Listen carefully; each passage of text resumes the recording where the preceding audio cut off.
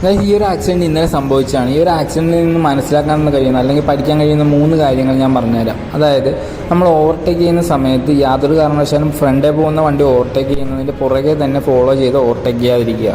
രണ്ടാമത്തെ കാര്യം distance maintain ചെയ്ത് ഓടിക്കുക.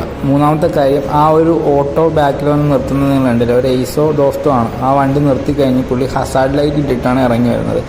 ഇതുപോലുള്ള എമർജൻസി സിറ്റുവേഷനിൽ മാത്രം ഉപയോഗിക്കേണ്ട ഈ ഹസാർഡ് ലൈറ്റാണ് നമ്മളിൽ പലരും നട്ടുച്ചയ്ക്ക് വരെ ഹൈവേ കൂടി ഇട്ടുകൊണ്ട് പോകുന്നത്.